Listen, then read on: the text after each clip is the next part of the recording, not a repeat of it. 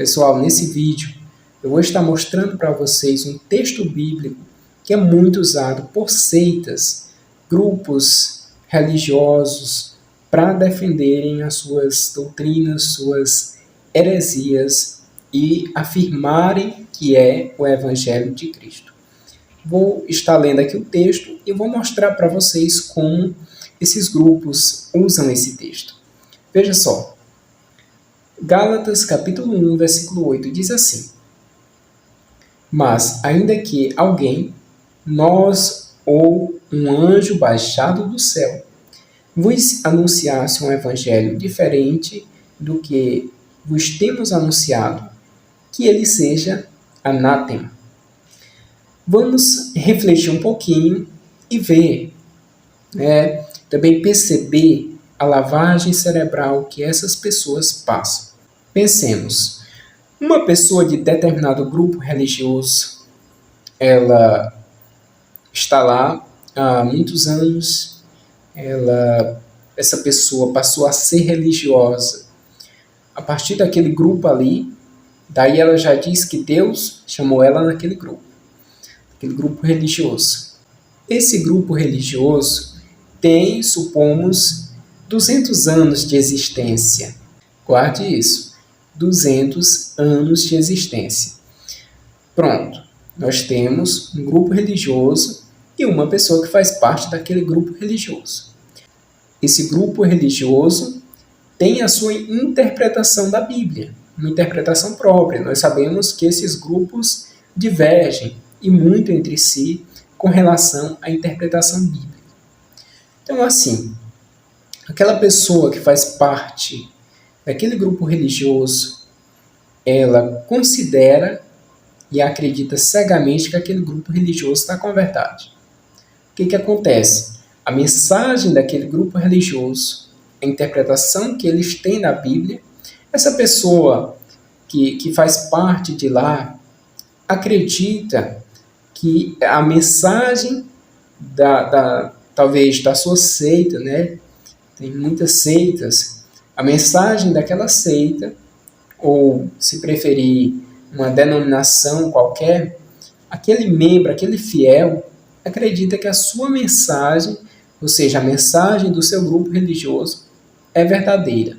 É, como chamam, o Evangelho. Então vamos lá para o nosso raciocínio. Essa pessoa usa esse texto que eu fiz a leitura para dizer: olha, Paulo me advertiu que eu não devo dar ouvidos a outro evangelho. Muitas vezes nós vamos tentar convencer essa pessoa da verdade, mostrar a fé católica, mostrar os nossos argumentos. Essa pessoa passou por essa lavagem cerebral de não querer ouvir, porque os líderes desse grupo ensinaram que os fiéis não devem ouvir pessoas de outras denominações, de outra religião. E o fiel fica naquela prisão, como nós podemos definir, religiosa, na visão daquele grupo, daquela seita. E a pessoa pensa: eu não posso ouvir outro evangelho, porque o evangelho é a mensagem daqui. A pessoa não raciocina bem, a pessoa não reflete, a pessoa não se questiona. Mas a mensagem do meu grupo religioso é realmente a mensagem do Evangelho de Paulo? A pessoa não pensa isso, não reflete sobre isso, porque ela acredita cegamente que aquele grupo religioso prega o mesmo Evangelho de Paulo. Agora, vamos aos detalhes sobre esse grupo religioso. Eu coloquei aqui uma situação hipotética, que esse grupo religioso existe há 200 anos, tem uma mensagem, tem uma interpretação da Bíblia. Agora, pensemos, esses detalhes se encaixam no evangelho que Paulo pregava? O evangelho de Paulo tem aproximadamente 2000 anos. Daquela seita que aquela pessoa faz parte, tem 200 anos. Quem pregava o evangelho daquela seita antes que aquela seita existisse? Ou denominação, se preferir? Estão vendo a incoerência com a história, com a ideia de continuidade? É muito incoerente. Então, geralmente essas seitas, elas são adeptas da sola escritura. Lógico, eles não concordam em doutrina, mas eles defendem que o que deve ser crido está contido totalmente ali na Bíblia. Vamos fazer uma pequena análise para ver se realmente o evangelho que Paulo pregava está de acordo com o que esses grupos, essas seitas ensinam. Aqui há um texto que pode nos mostrar isso de forma clara. Só recapitulando os detalhes a respeito desse grupo religioso. Esse grupo religioso, essa seita hipotética que eu estou tratando aqui, ela existe há 200 anos. Tem uma interpretação da Bíblia. Tem a Bíblia somente como sua base, como regra de fé, de prática, como eles costumam afirmar. Agora pensemos, o Evangelho de Paulo, ele se enquadra no padrão dessa seita? Vamos lá. Essa seita tem 200 anos, aproximadamente. O Evangelho de Paulo tem aproximadamente 2.000 anos. E esse intervalo de tempo de 2.000 anos do Evangelho de Paulo até surgir essa seita há 200 anos atrás. Quem pregava a mensagem dessa seita durante esse intervalo de tempo? Se realmente é o mesmo Evangelho de Paulo até essa seita aparecer, quem pregava esse tal Evangelho, essa mensagem dessa seita? É uma questão que fica no ar. Outro detalhe, o Evangelho de Paulo não era baseado na sola Escritura.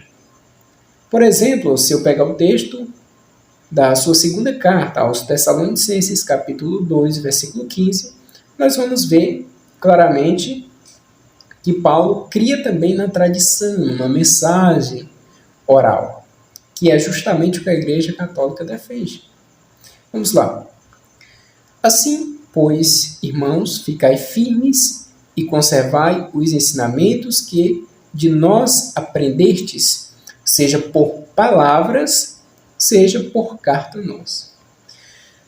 Paulo pregava o Evangelho através da escrita, quando ele se refere à carta, e por palavras, de forma oral, de viva voz. Algumas traduções, exatamente nesse texto, inclusive traduções protestantes, diz que se guardem as tradições, conservem as tradições. Aqui nós vemos que o Evangelho de Paulo não se encaixa nessas denominações, que usam esse texto que eu citei aqui primeiro para dizer: nós não podemos ouvir outro evangelho porque é diferente.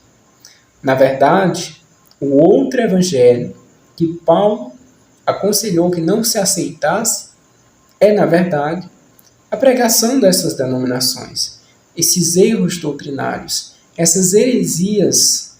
Isso sim faz sentido, porque o Evangelho de Paulo ele é inteiramente conservado na Igreja Católica, a igreja que prega desde o início do cristianismo até os dias de hoje, de forma contínua, sem interrupções. Não existe lógica nenhuma um grupo religioso, uma seita, uma denominação que surgiu há 100, 200 anos atrás, 300 anos atrás, pregar o Evangelho de Paulo. Por que esse intervalo? Até surgir essa seita. Paulo pregou naquela época e agora esse Evangelho retorna somente com essa seita? Com esse grupo religioso? Não faz sentido.